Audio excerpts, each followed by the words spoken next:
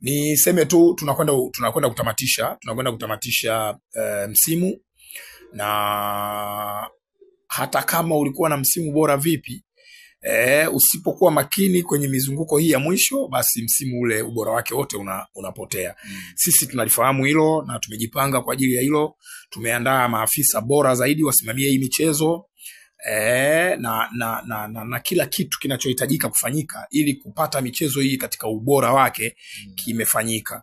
Kwa hiyo tunaendelea na maandalizi, na ni maandalizi ya kipekee, maandalizi makubwa, kwa sababu tunaamini mwishoni huku pressure inakuwa kubwa, changamoto zinakuwa nyingi. Kwa hiyo ni wajibu wetu kuhakikisha hiyo michezo inafanyika ikisimamiwa kwa weledi mkubwa, kwa kufuata kanuni na sheria. Tumejiandaa vizuri na tunaendelea na maandalizi. Kwa sasa hivi tunauelekea mchezo namba 184 Young African Sports Club dhidi ya Simba Sports Club. Baada ya hapo tutakwenda hiyo ambayo itakuwa ni Juni 15. Baada ya hapo tutakwenda Juni 18 ambapo tutakuwa na michezo ya mzunguko wa 29. Tukimaliza tunakwenda Juni 30, tunakwenda Juni 22 ambapo tutakwenda kumalizia michezo ya mzunguko wa 30. Yeah. Kuna mchezo mkubwa wa dabi ambapo tunafahamu Yanga ni wenyeji wa mchezo. Mnapata ushirikiano kutoka kwa Yanga kuelekea mchezo huo? Yeah, of course, kwa mujibu wa kanuni Yanga ndo anaandaa mchezo. Yanga anaandaa mchezo kwa mujibu wa kanuni, na tunaamini anaendelea na maandalizi. Kwa hiyo kwa sasa hivi hakuna jambo ambalo tunaweza tukasema sisi tunahitaji ushirikiano wao, labda wao wanahitaji ushirikiano wetu sisi. Kwa hiyo kwa sasa hivi Yanga ndo wanahitaji ushirikiano wetu sisi kwa ajili ya kuendelea na hayo maandalizi ya huo mchezo.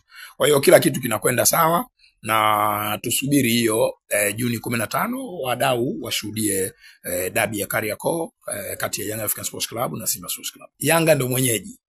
Yanga ndo kwa mujibu wa kanuni anaandaa mchezo. Hana jambo lolote sasa hivi la kutafuta bodi ya ligi kuhusiana na huo mchezo.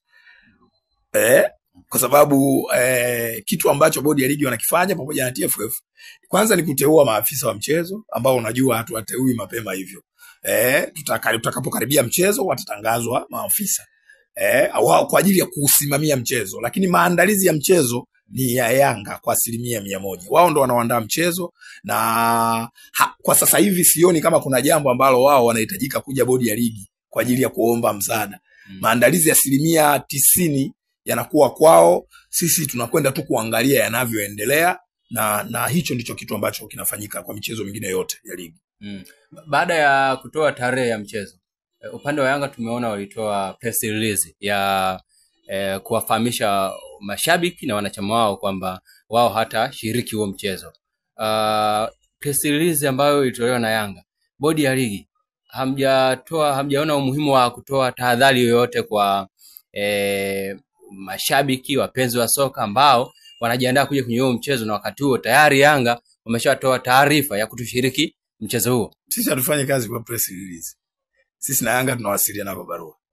Kwa hiyo kama kuna communications zote zinaendelea kati ya bodi na Yanga, ni za bodi na Yanga, na bodi haiwezi kufanya kazi kwa press release za klabu, kwa sababu klabu wenyewe wanajua kwamba official communication kati ya klabu na bodi ni barua pepe ambayo Yanga wanatuandikia barua na sisi tunawajibu, na Mungu wanatuandikia barua na sisi tunawajibu. Na siku zote hizi, hata leo kuna barua imetoka imekwenda JKT Tanzania, nyingine imetoka na Mungu imekuja bodi ya ligi. So communications zinaendelea na hatuzitolei press.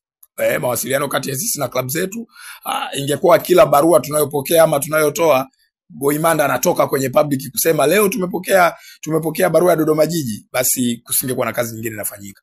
Kwa hiyo kuhusu press sijui na vitu vingine huko vinabakia tu kuwa taarifa, lakini kwa maana ya uendeshaji wa ligi, mawasiliano kati ya klabu na bodi ni barua pepe. Hawajatumia Yanga. Hatuna barua kwa maana ya barua pepe. Tunatumiana nyingi tu kila siku. Kila wiki kuna barua itatoka hapa itaenda Yanga, itatoka Yanga itakuja huku, itatoka hapa itakwenda KMC, kuna barua itatoka Azamu itakuja kwetu. Kwa hiyo hizo mawasiliano hayo yapo tu mengi. Barua ya kutoshiriki mchezo Yanga hawajatumia. Barua ya kutoshiriki mchezo? Mchezo gani? Mchezo wa dabi. Hapana. Hapana. barua, yani barua kwa maana ya Yanga sisi tumetoa ratiba. Sisi tumewaandikia wao barua rasmi ya kuwaeleza kwamba kuna maboresho ya ratiba na michezo hii ilikuwa haijapangiwa tarehe, imeshapangiwa tarehe. Hiyo ndo barua yetu kuhusiana na ambayo ndani yake na taarifa ya huo mchezo. Na ndio mawasiliano yetu sisi ya mwisho kati ya sisi na wao. Kwa hiyo nadhani kuna jambo ambalo linashindwa kueleweka vema na wadau, ni kwamba huu ni mchezo wa ligi ambao uliahirishwa kwa mujibu wa kanuni na ukapangiwa tarehe, na baada ya kupangiwa tarehe bodi ilitoa taarifa kwa umma, lakini pia ilitoa taarifa kwa klabu zinazoshiriki huo mchezo.